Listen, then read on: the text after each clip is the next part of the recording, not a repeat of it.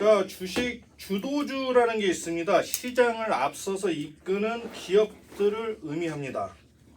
주가가 결정하려면은 결정 인자가 필수적이라는 거죠. 그래서 우리가 잘못 생각하는 것 중에서 하나가 이제 테마라는 게 테마주 해가지고 무슨 정치주 뭐 무슨 주 이런 게 테마가 아니라 이 시대를 관통하는 어떤 테마가 있어요. 시대를 관통하는. 그래서 여기서 262페이지 현대미포조선은 2005년서부터 2007년까지 무려 1067% 상승했고 철강 대표 기업인 포스코는 그 기간 동안 309% 상승했습니다. 같은 기간 동안 이제 삼전은 23%를 상승하는데 그쳤습니다. 그래서 그 당시 때는 미포조선과 비주도주인 삼성전자의 주가 흐름이 많이 다르죠. 그래서 지금 264페이지를 보면은 264페이지 이제 현대 미포조선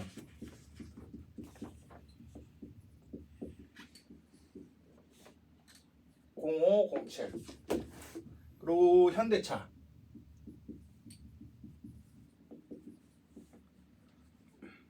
0911 아모레 퍼시픽 1415 한생 1415 KMW 2010 JYP 1718 결정 인자가 있는 테마주가 이 당시 때는 어떻게 썼냐면 이제 중국 기간 산업. 이때는 뭐였었냐면 이제 기간 산업을 해가지고 돈을 벌었죠. 돈을 벌었더니 화장품을 쓰기 시작했어요. 중국 소비 시장.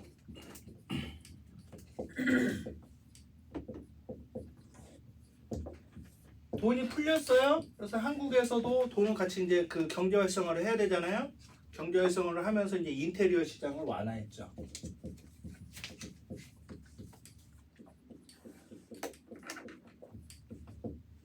인테리어도 돈을 다 썼어. 돈을 여기가 뭐냐면은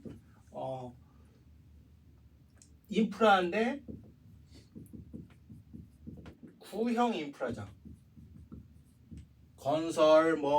건설이라든지 뭐 조선이라든지 도로라든지 그래서 구형 인프라였었는데 이제 구형 인프라에서 끝내고 이제 신형 인프라로 가자. KMW 5G.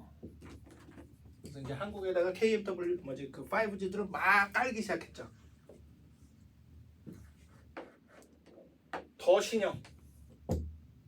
유튜버가 나오면서 이제 유튜버가 활성화되면서 이제 광고 이제 그쪽으로 해서 이제 채널을 해가지고 이제 어떤 연예인이라는 것 자체가 또 다른 수익원으로 해가지고 이제 그 방송 매체로 하면서 이제 이때쯤에 이제 싸이라든지 아니면은 저기 그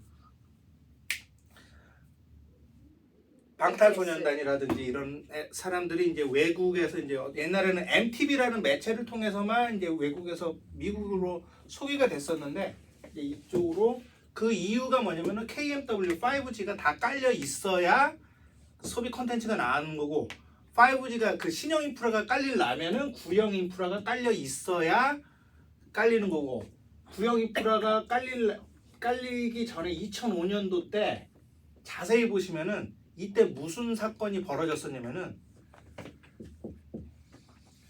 세계 금융위기. 세계 2007년에 2007년 그리스발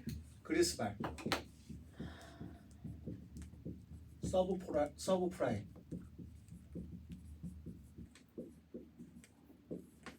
자, 미국이 힘들었어요. 미국이 힘들어가지고 그때 이제 중국에서 돈을 푼 거야. 왜? 지금의 세계는 어떤 세계냐면은 공급 과잉의 시대예요. 누군가가 소비를 안 해주면은 공급을 많이 해줘가지고 다 수출만 하려고 들면은 이 대공황이 와요. 왜냐면 살라는 사람들이 없으니까. 근데 제품이 넘쳐나는 세상이야. 넘쳐나는 세상이에요. 그래서 원래 세계의 약속은 미국이 소비를 해서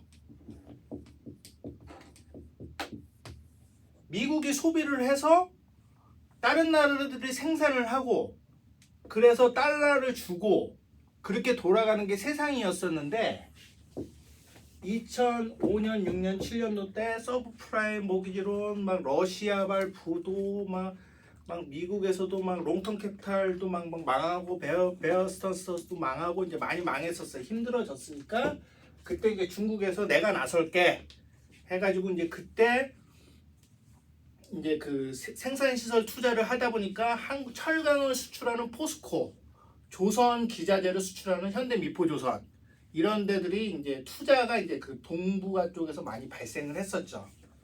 그래서 여기서 책에서 나오는 거는 뭐냐면은 264페이지 금융위기가 끝난 후 2009년서부터 2011년까지 현대차는 연비 좋은 중소형차를 자동차 시장 트렌드를 주도하자 자동차 판매량이 급증하며 실적도 좋아졌고 주가도 같은 기간에 600% 상승을 보이면서 시장을 주도했습니다.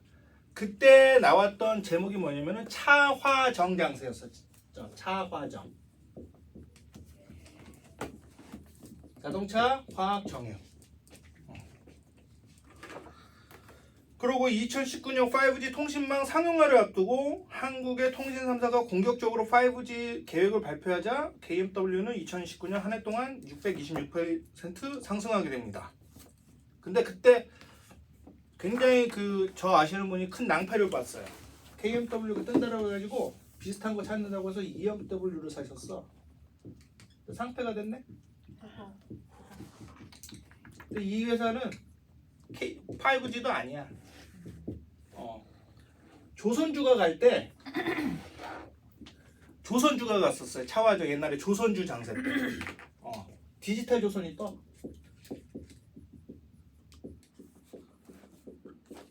디지털 조선이라는 종목이 상한가 갔어요. 이유가 뭐냐? 조선주가 뜬다고. 디지털 조선이랑 조선주랑 상관이 있을까요? 없을까요? 없겠죠. 조선일보니까. 예. 그래서 그 사람들은 이름을 중요시 여기더라. 하지만 우리는 그래서는 안 된다. 그러면 이제 나중에 결정인자가 뭐가 될까? 저는 중국이라고 다시 보고 있어요. 왜냐면은 미국에서 지금 돈을 흡수를 하는 단계니까. 그러니까 그래서 지금 중국 시장이 좀 많이 올라가고 있죠. 그런데 이제 문제가 있는 거야. 중국은 이제 갑자기 가둬요, 뺏어요, 없애요. 마윈 회장이 그 기업을 내려놔야 되고 무슨 큰 회사들이 이제 상폐가 되고 이런 식으로 해가지고 약간 불확실성이 높긴 하지만 한때는 인사이트 펀드